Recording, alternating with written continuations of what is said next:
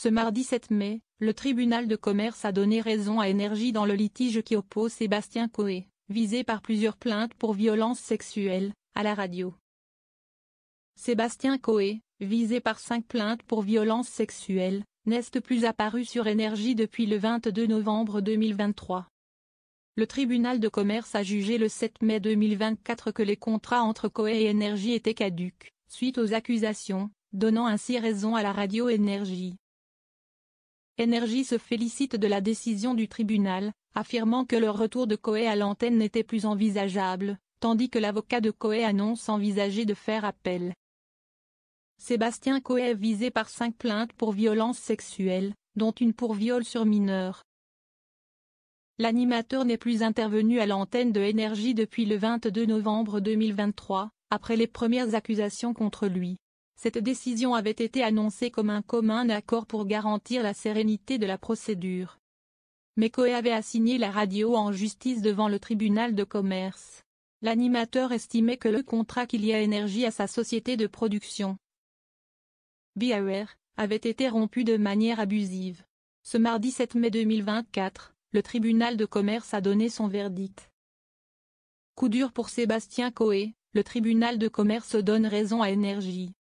Après avoir assigné Énergie en justice, Coé avait d'abord demandé à être réintégré à l'antenne de Énergie. Le 18 mars dernier, lors de l'audience au tribunal de commerce, l'animateur radio est revenu sur cette demande. Depuis cette décision, il a dû licencier ses salariés et n'est plus en mesure d'honorer son contrat. Ce mardi 7 mai, le tribunal de commerce a estimé que les contrats passés entre les sociétés de Coé et le groupe Énergie étaient caducs, depuis la survenue des accusations le visant. L'animateur est donc débouté. C'est une vraie déception, a déclaré Frédéric Lamoureux, avocat de Sébastien Coé à BFM TV. On ne peut évidemment pas se satisfaire de cette décision qui remet en cause le principe juridique de la force obligatoire des contrats qui se retrouverait ainsi anéanti par une tempête médiatique sans rapport avec la relation contractuelle concernée, tempête médiatique qui ne repose sur aucune réalité établie. Nous envisageons de faire appel de cette décision, a-t-il ensuite annoncé. Coé accusé de viol. Énergie réagit à la décision du tribunal de commerce.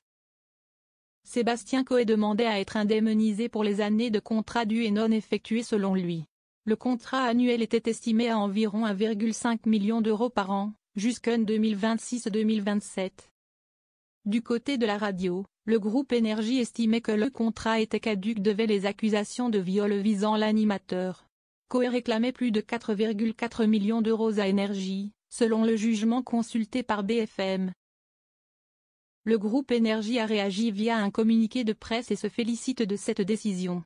Le tribunal de commerce a retenu que le retour à l'antenne de Sébastien Coé n'était plus possible de sorte que les conditions d'exécution normale de contrat n'étaient durablement plus réunies.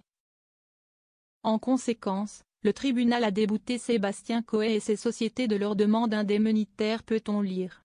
La radio assure toutefois réaffirmer son attachement à la présomption d'innocence.